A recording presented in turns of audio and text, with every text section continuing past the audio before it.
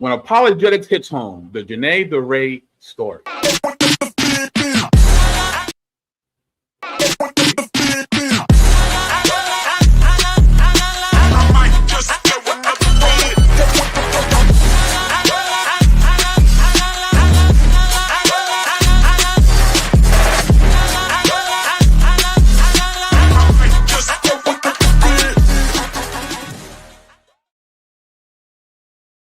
Here, what's going on, party people? The place to be. I go by the name of the BK Apologist, transmitting all the way live. New York is the city. Brooklyn is the borough. What's good? What's popping? Hope everybody's having a good time.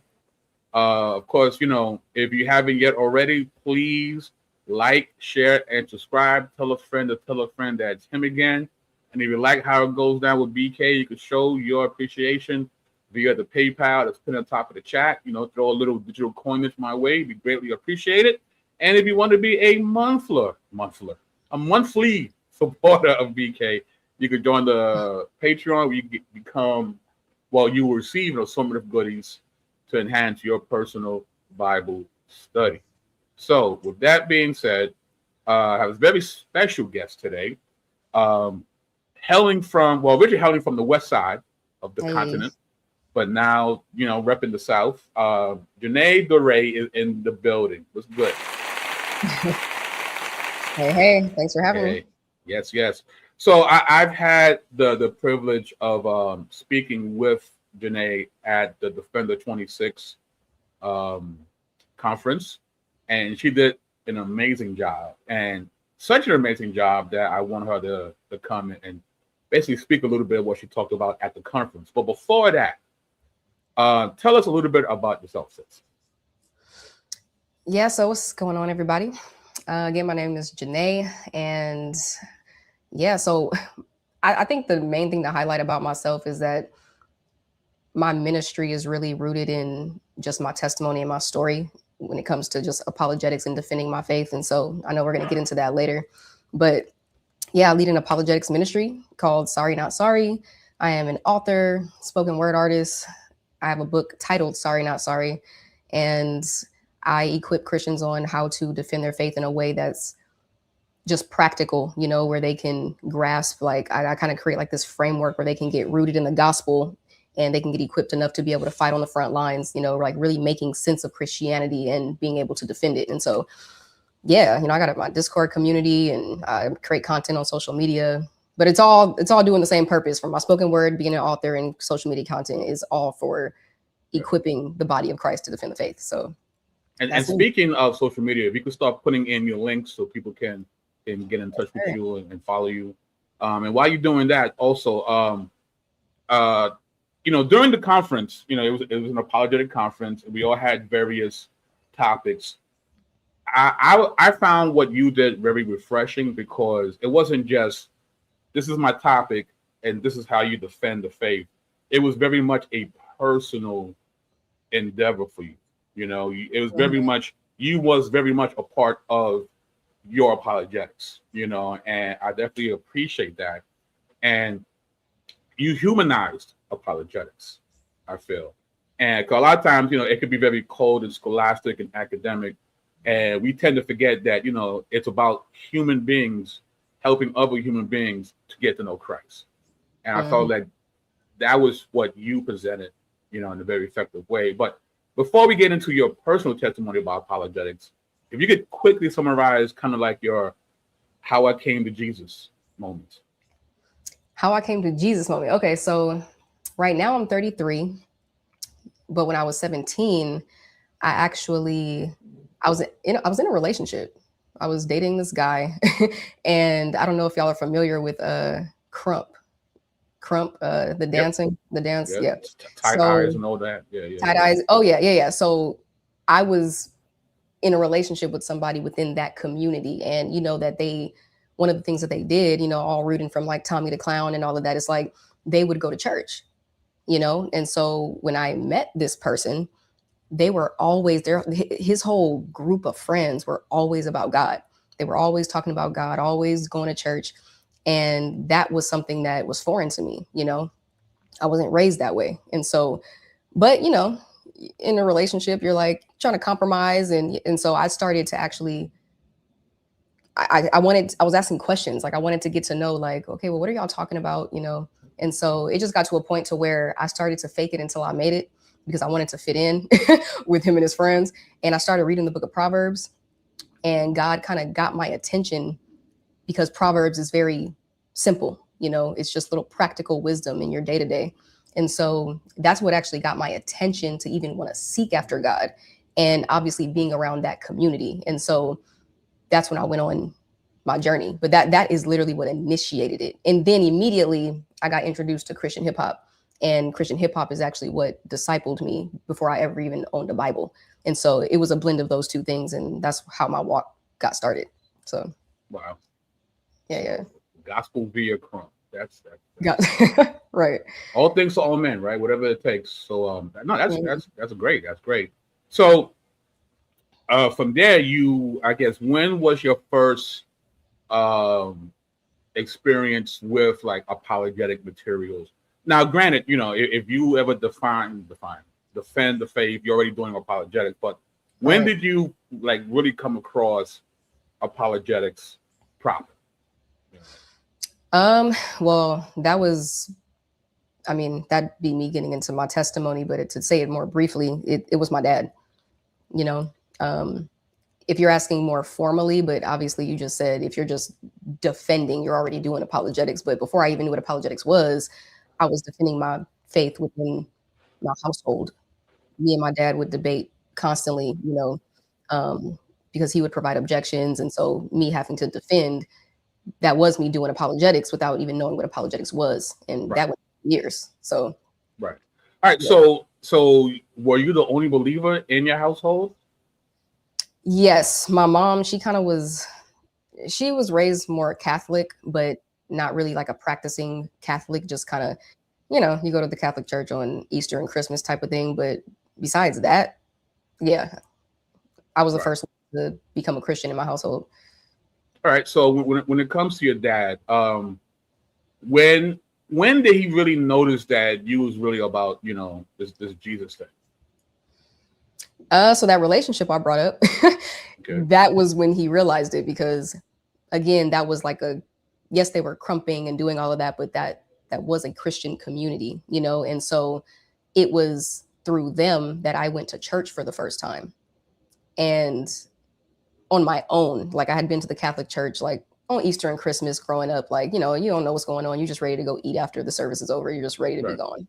Right. But as far as actually going, that came from that relationship. And so I went to church for the first time, and immediately when I got back home, you know, my dad kind of sat me down and gave me all the reasons why he believed Christianity was false. And that's kind of how that got started. But it was immediate, like day one. So. And how did that feel, that first pushback? At the time, to be honest, I think it was more like that typical parent to child frustration, where it's like, because I wasn't loyal to Christianity, it wasn't that serious to me at the time.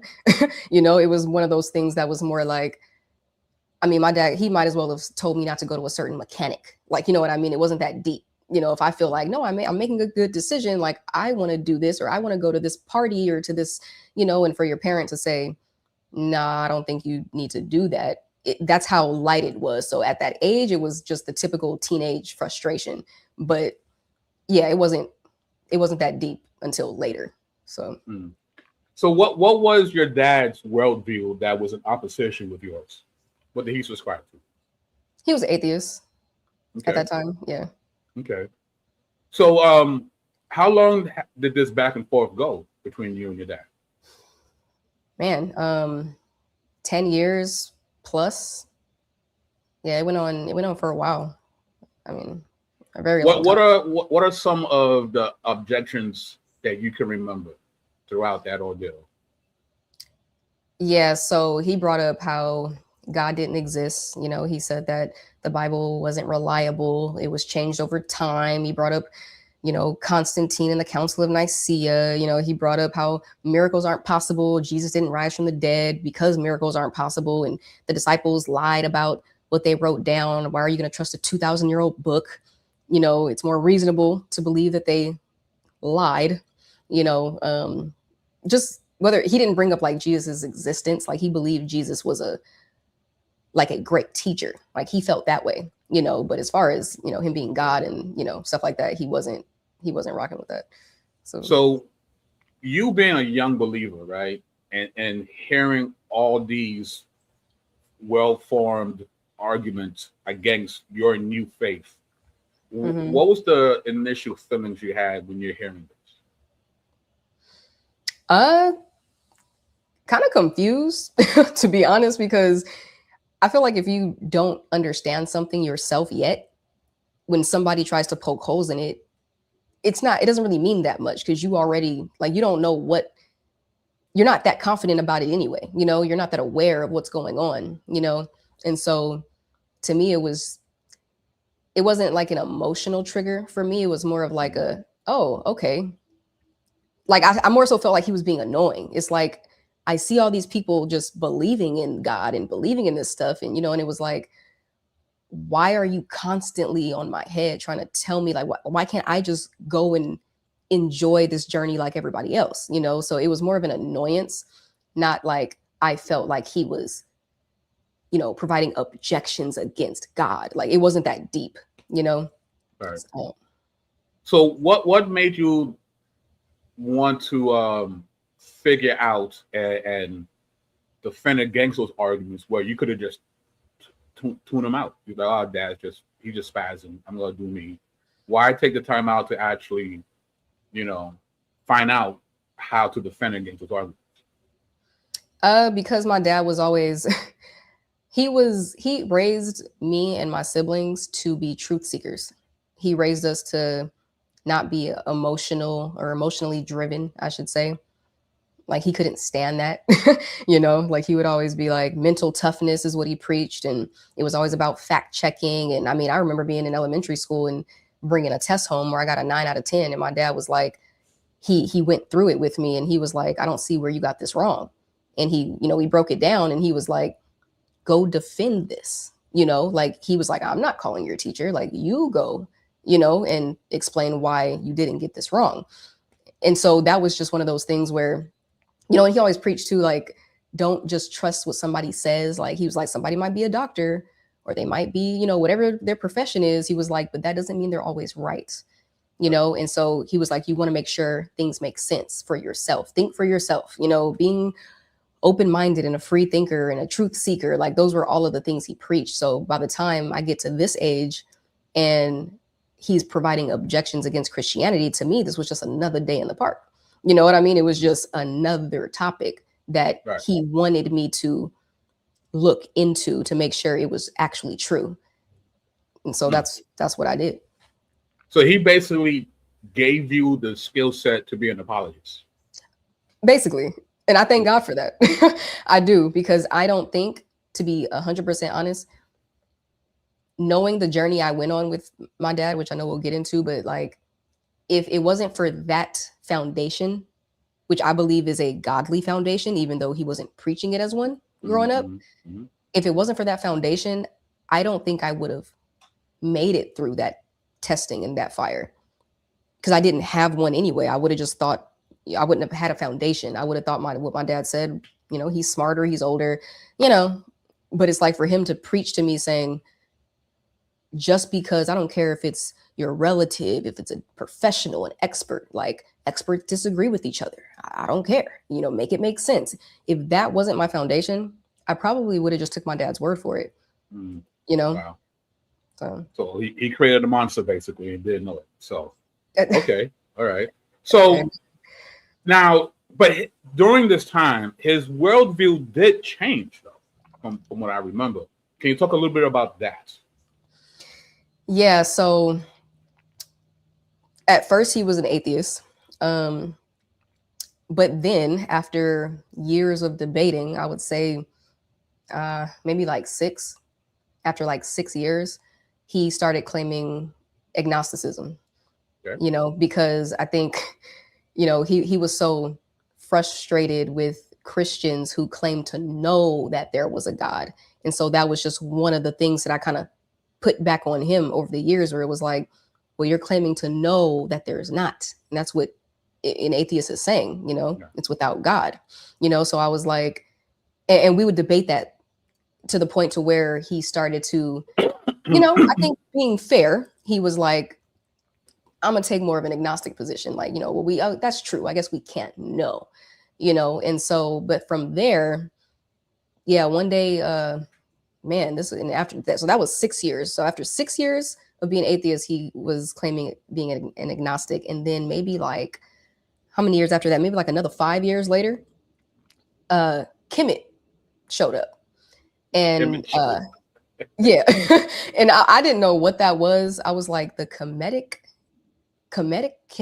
I was like, what is that? Like with the Ankh, and you know, and he was kind of about that. And I didn't know what that was. So that caused me to, you know, go on another journey. And I was looking into it, and then we would debate that. And so, yeah. And that's where he's landed in the more recent years. So he has some sort of spirituality about him now, as opposed to before. Yeah. Say that, or yeah. I mean, you know, I've heard him say things like, you know, women like are goddess, or, you know, and to me it just made me scratch my head. Black woman is God, right. Yeah, but to be real, I think what baffled me the most is the fact that we were debating the existence of anything spiritual, you know, because, you know, he was more like a materialist, you know. And so once the Kemet thing happened, to be honest, I wanted to press more into that space to really be like, okay, well, what changed from you believing that there's no spirituality at all to now women are goddess, like, you know what I mean? And you're believing in the spiritual. But I didn't press, like, yes, we debated a little bit, but this was already around the time that we just weren't okay. You know what I mean? Again, this was like after 6 years plus another about 5. So this was like around the end of me and his relationship, you know, to where we aren't debating super heavy. Like God had already told me, you need to just find a way to love him. Like this isn't about intellect anymore. You know, like you guys, you need to just focus on trying to have a relationship with him. Like debating is over. But yet I would find myself still in a debate, you know, but again, being obedient, I didn't press as hard to really dive deep into those questions because I was already trying to back away. You know what I mean? Right. So, but it seemed like you've had some sort of effect, right? Because now he couldn't rest comfortably with the idea of no God, right? So, and I think a lot of that had to do with what you presented to him. He'll probably never admit that to you, right? But obviously there was some sort of effect. So, all right. So, what are some of the more? Well, actually, before we do that, so basically, because of your stance and his, that caused a rift in your relationship, right? So, if you could speak a little bit on that. You said what was my stance? Well, no, I mean just the rift, the tension between you and your dad, like because yeah. So when I first started seeking God and when he first started presenting the objections, it was not that bad, you know. Like me and my dad, our family was almost like a debating family, and not in a bad way. It's just that we cared about truth, and we would just, you know, we talked like that. So it wasn't foreign again, you know, but we had never had a conflict about something so serious, you know. And you already know, it's like religion, politics, like everybody will say, like, you don't debate religion, you don't debate politics. It's like, because people are going to clash. And so it started off smooth, but me and my dad had never had a conflict about something so serious to where, and I think to where I was actually more informed, you know, especially as the child. And mind you, my dad is a very smart guy. You know what I mean? Like, he loves history, science. Like, that's just how his brain works. Like, he loves that stuff. And I guess that's where I got my interest in it as well. But it's like, I had never been either able to compete with him. Like, I'm the child. I was always learning. And so, but I also never dug as deep into anything in my life like I did Christianity. And so once I started digging, and like you said, he created a monster. It's like, I am my dad's child. And he was a beast, and so, and he taught me how to study, like, just the right way to approach even researching something. And so when I started researching Christianity and, taking the objections he was presenting and actually trying to figure this stuff out, it got to a point to where I was starting to become very confident about the Christian claims, about God's existence and the resurrection. And, any objection my dad would present, we were able to actually reason together, like, on the same level, because I was diving super deep. And it just got to a point to where, understandably so, but unfortunate at the same time, it's like, he started to feel disrespected, and he had never used that word before, but he was using it often because I wasn't agreeing with him. And I didn't know what to do about that, because to me, I was like, you've always taught me to make sense, but now it's almost like you're angry at me that I'm disagreeing with you, but I'm not convinced. And you've never wanted me to just go with what someone said just because they said it, but I think it's never been him. And so I think, from his own perspective, he was wrestling with that. And I think it just caused him to, I don't think he knew what to do with that as a father, which I understood later. And so, yeah, it caused him to, I just went through a lot. Like, I went through just getting belittled and just getting falsely accused of stuff, getting treated different from my siblings. The house got really dark, intense. Like, I would literally not drink water for a whole day just because I didn't want to go downstairs, because I knew it was going to be a fight and a debate. I'm drinking from the sink in the bathroom, like, because I'm like, I know we're going to debate. And if it was just a debate, it would have been fine. But it's like, no, now you're attacking me in the midst of the debate. Now there's little petty comments that are happening. And so we did that for a while. And now my mom's getting involved and my older brother's getting involved. And my sister, I had led her to Christ. So she actually, years later after me, became a Christian. And so I knew I had to look after her, because even though she's 2 years older than me, she was a baby in the faith. And she's hearing my dad tell her the same objections. And, I was the one that was really looking into this stuff and studying. And so I was like, I got to make sure that she hears arguments against this stuff. So now I'm really going at it. And so it got to a point to where, we had a food truck in Los Angeles, which I know I mentioned at the conference, but I helped my dad build that from the ground up. And I was by his side like every day, like for some years. And I got fired because of the fact that I can get into the exact story that happened, but basically it's for being Christian.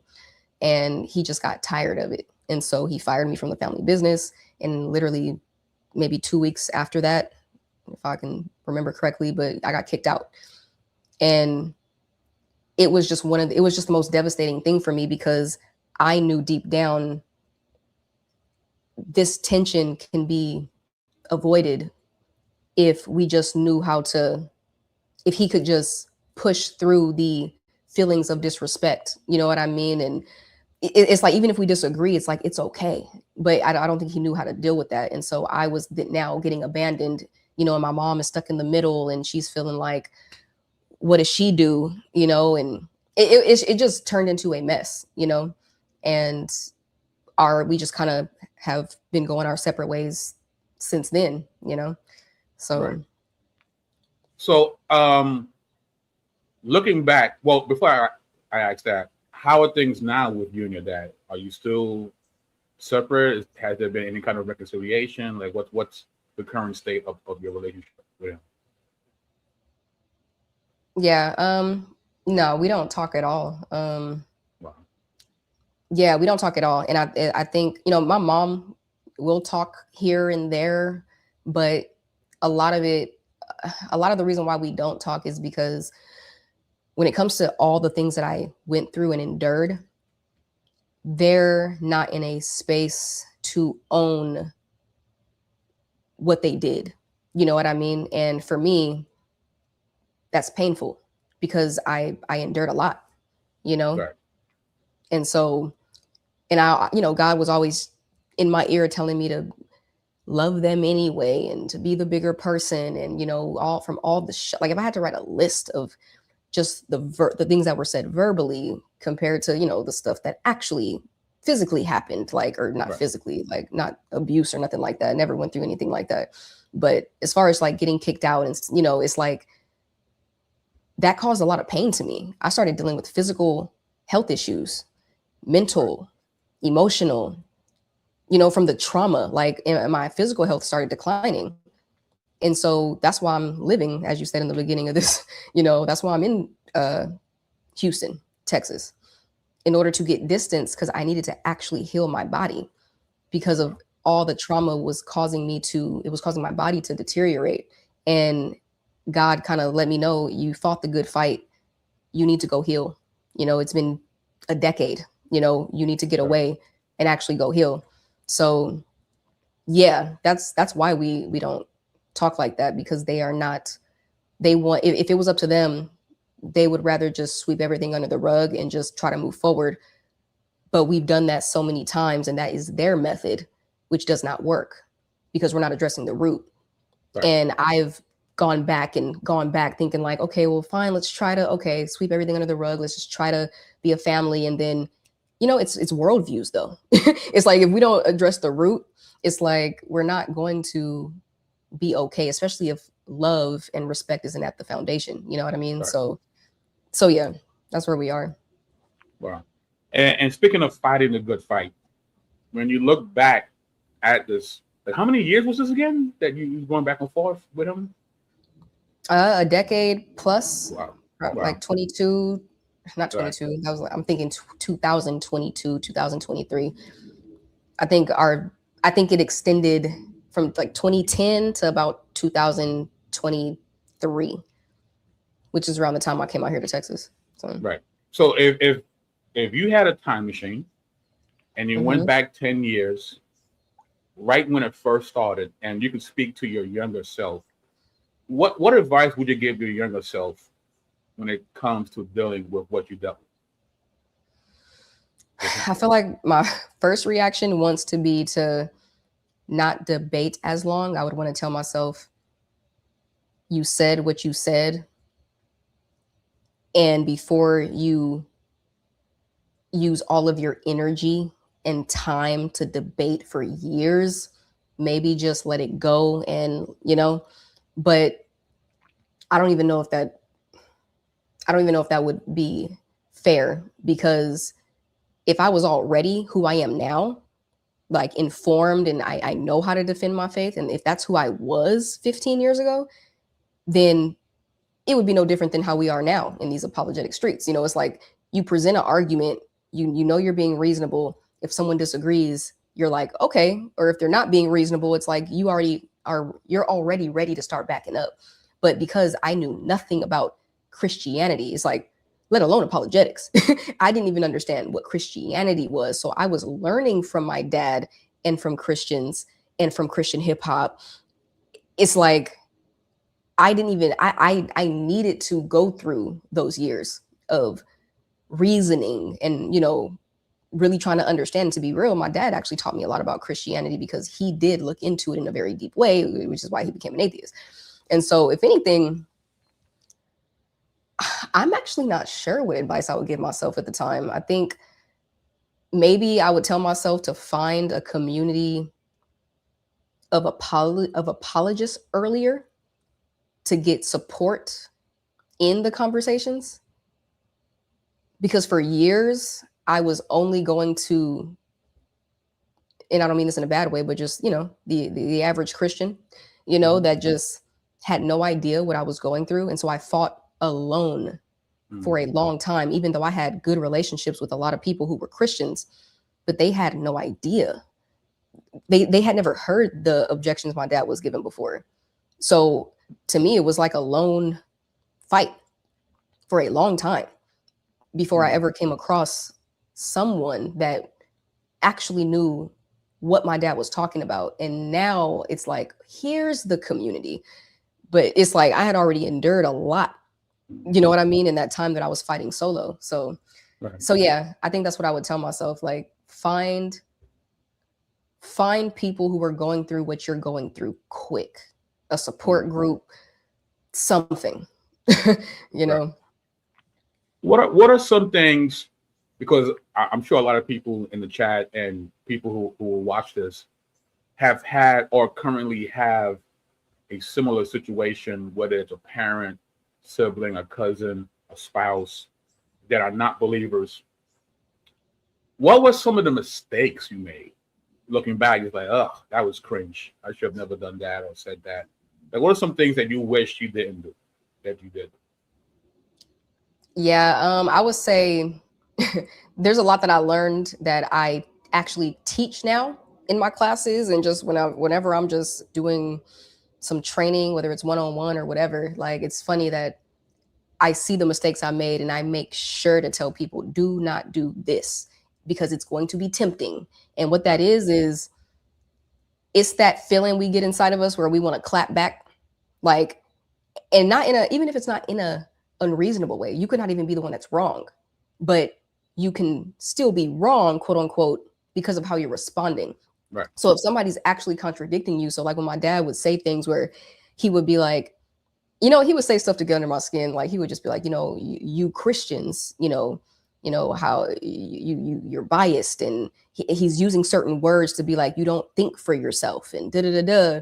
And if I knew I was being misrepresented, or if I knew that you were twisting my words, or I would kind of get an attitude, you know, and just kind of be like, you know, it's like my posture would be a certain way. Like my eyes are squinting. I'm sitting there like that. No, that's not what I said. Like I'm cutting him off, you know, because, and I felt like I was a patient person, but it's like, we would debate so long and he would be saying certain things where in my tone, in my body language, my demeanor, it wasn't always the greatest, like how it is now, you know, because God had to actually train me on how to be self-aware of my facial expressions, my tone, my body language.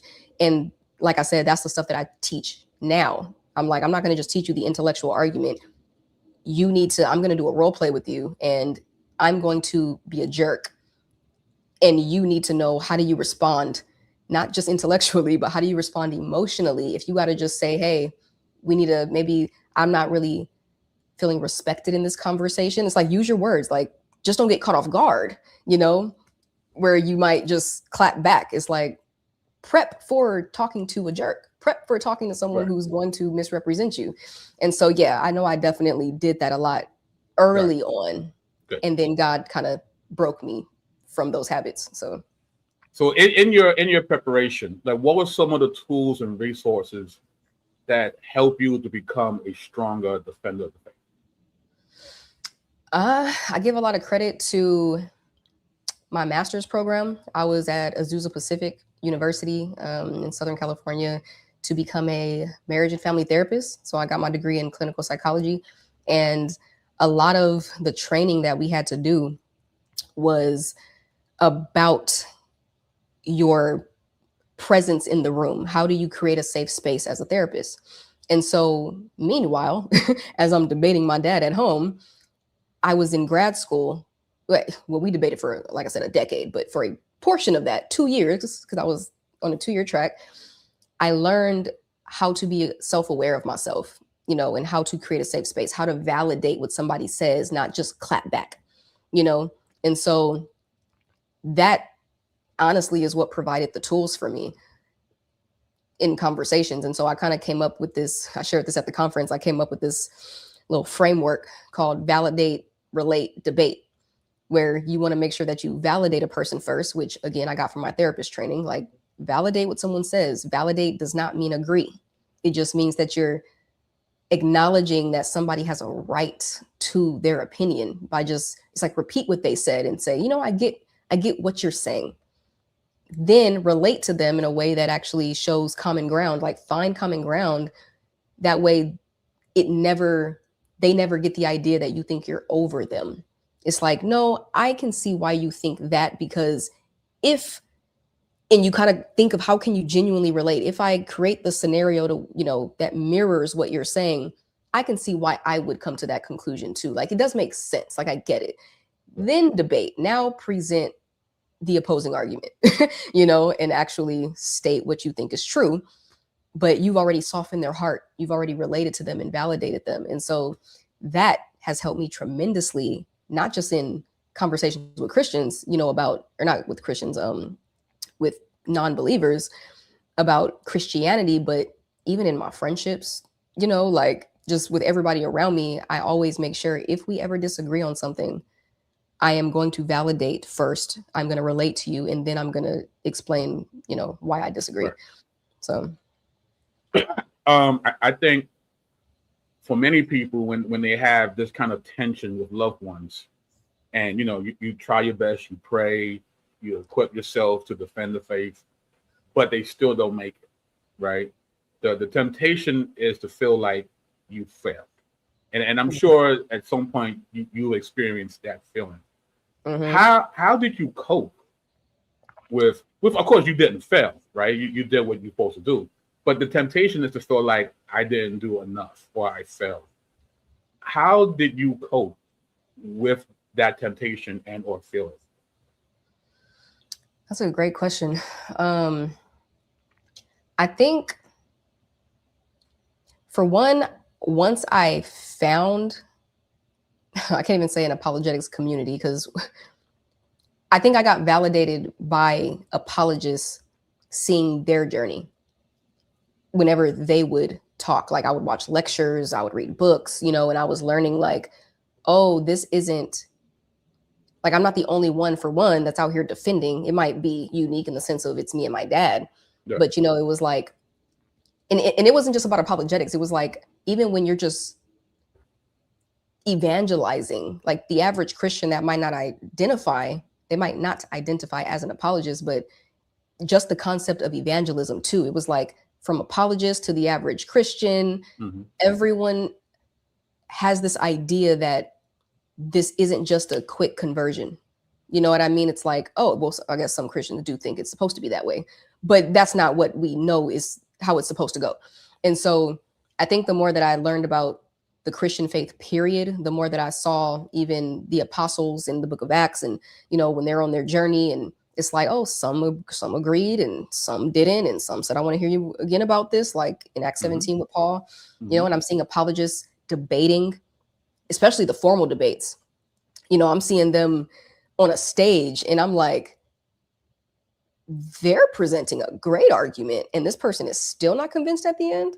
I'm like, okay, so it ain't just me, like, I know I'm being reasonable. Like, I know, and so, yeah, I think the way that I coped with that, I think it was God just showing me, like, for one, that this is a process, but then also it's like, you may not be the one, like God is sending us on a journey, and it's mm-hmm. not just about, like, almost like, don't put your identity in, I'm here to convert my family. Like, that's not just why I'm here. It's like, no, love is more important. Like, how am I just also loving them on the day to day? Like, trusting God, just knowing, like, they're going to encounter other people. Like, prayer is a thing. Like, I don't just lean on intellectual arguments. It's like, the power of prayer is a thing. Maybe send, and that's actually happened where my mom would actually kind of step up in certain conversations where if my dad, being petty, contradicting himself with something or trying to throw a shot at me or whatever, and my mom would be like, no, you can't say that because, you did. No, that's not fair. You did earlier say, and it's like, oh, she's seeing that I'm getting falsely accused of something.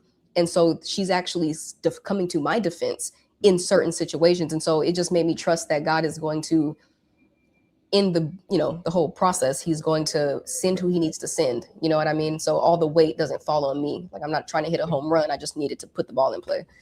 Yeah, So, yeah, that's true. You gotta get on base. Just get on base. Yep. You talked about community. You talked about being plugged into one. What was your first experience? What was your first contact with urban apologetics? Urban apologetics. Well, yeah, once my dad got on the Kemet train, what did I look into? I came across Adam Coleman. I came across you. That's where I learned about you. Because I just went on YouTube and I was like, Kemet.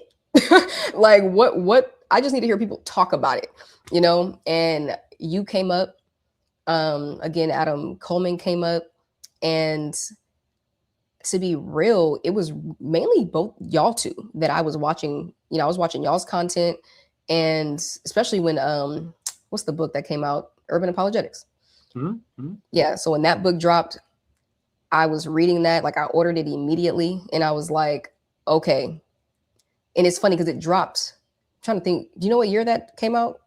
Was it like 2020? Okay, because it came out around the time that I needed it. Mm-hmm. It was actually relevant, for me personally with my dad. And so that was really my introduction. So that book, and then, just constantly watching. I remember that debate. Oh, what's his name? Vince Bantu. Like, I watched. Oh, yes. My dad actually watched that debate as well, and me and him had a whole debate about that debate because he was so for Jabari. He was like, no, he clearly won, and I was like, he won. And so anyway, it was just one of those things that where we were debating. Oh, the show says it was 2021. It was 2021. The first oh, perfect. Okay. Yep. That. And here's Kevin, the Avengers. Hey, what's Inside the deal? Joke. Yeah. Right. Yeah, so yeah, we were definitely debating around the same time that they were debating. And so that was my intro. So I would say you, Adam Coleman, Vince Bantu, the Urban Apologetics book, in any debate that y'all had with anyone regarding or surrounding those topics. Right. That's where I was learning. So wow, cool. And full circle now. You are with us. We share the same stage. It's like that's awesome. No, that blows my mind. That blows my mind. It does. Cool. So, all right. So, 3 things. If you could share 3 things to help someone defend their faith in their family, just 3 things. What would be those 3 things? 3 things to help them defend their faith. I would say to make sure that you understand your doctrines before you ever try to talk to anybody. Make sure it makes sense to you first, and to test that, because you can't defend what you don't know. Right. And if you try to defend something early without making sure you actually understand it, you're going to get bodied out here. You know what I mean? And it's like, yeah, and there's a way, and I said this at the conference, there's a way to make sure that you understand what you believe, right? Which is by testing. Like, you can create a scenario like how it was with me and my dad. You can actually present opposing arguments to yourself. And this is with anything, right? It don't got to be the resurrection of Jesus. It can be the topic of tithing. Why do you think tithing? Why do you do that? It's like, oh, tithe 10%, or baptism, fully under the water, or sprinkle. It doesn't matter the doctrine. Right. Make sure that you can make a case and defend it, and you genuinely understand it. So I would say making sure you understand. The second thing I would say is to make sure to be aware of who you're talking to. Like, it's not a one shoe fits all, right? One size shoe fits all, however you say that. It's like you need to know how to explain which is obviously this is the evangelism. So understanding what you believe, but then knowing how to evangelize, literally sharing what you believe, but in a way that is tailored and clear, concise, like putting yourself in the other person's shoes as the hearer of something, like knowing how to do that, being aware of how are they hearing me right now?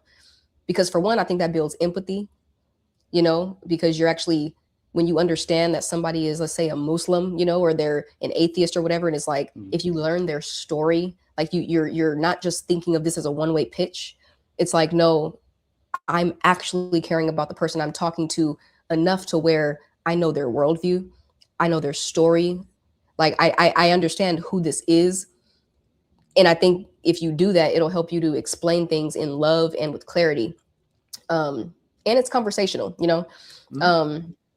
and so I think that's just more so speaking to like the kind of like the mood and the vibe of the conversation, like the atmosphere, making sure it's always rooted in love. And thirdly, I would say to actually, I say this all the time, and I hope people get what I mean when I say this, because I learned this when I was just years ago. And it was the whole Deuteronomy 6:4-9, where it says like, oh, love the Lord your God with all your heart, mind, soul, strength, and when it talks about, write his word on the doorposts, and when you walk along the way, when you sit down, when you stand up, like on the frontlets of your eyes, and it's just like you're just immersed in something, like you're just so immersed in God's word. And so I call it the whole Deuteronomy 6:4-9 approach, basically, where it's like immerse yourself in where you want to go. And so if you want to know how to defend your faith, surround yourself with apologists, follow them, follow other defenders such as BK apologists, right? Someone like myself on social media, look up what books are out, constantly listen to debates and lectures. And, it's like really immerse yourself in it. I didn't have a television in my room for 10 years. That whole time me and my dad were debating for a decade, I didn't have a TV. I took it out. And my parents were like, you don't want a TV in your room? And I was like, no, because this was so serious to me that I didn't even want the distraction. Now, I'm not saying to do that, but I'm just making the point to say I immersed myself in the conversation, to where I can constantly learn from a variety of different people. That way, yes, you can learn how to create a good atmosphere and yada, yada, and show love, but you do also want to know what you're talking about. And if you actually want to learn these arguments, you want to learn how to defend your faith, you need to learn from the people who did it before you. Like I did. I learned from you. I learned from a lot of apologists where I'm like, man, like y'all helped pour into me to make me a better communicator, a better defender, a better researcher. You know what I mean? And so just immerse yourself in it at all times, in the shower, in the car. It doesn't matter where you are, brushing your teeth, have something playing, like be feeding your spirit, right. To defend if you're ready, you don't have to get ready, right? It's like, yep, always on call. Shout out to Kevin, the super chat. I love you both. Thanks for what you do for the kingdom. Likewise, sir. Likewise. Yes, sir. You know what I mean? But so yeah, that was good. So what can we be expecting from you in the immediate future? What's coming down? What are you getting into? Man, so I actually have a workbook coming out. It's still in the editing stages, but it's an apologetics workbook. And it's called The 5 Phases of the Fight, where I send people through starting in phase 1, getting grounded in the gospel, where they understand it, kind of like what I just said. Make sure you understand what you believe. It's like the next phase. Basically, it's you go through the phases of not just learning the gospel, but then learning what are the actual arguments against the gospel. Then what are the responses to those arguments? That's in the next phase. And then how do I actually do this in real time with somebody? And so the point is it sends you through 5 phases, and I'm trying to actually have create these partnerships with churches to where I just want to give this curriculum to churches to be like, if you want to launch an apologetics ministry in your church, and I've already been doing it, and it's it's going well.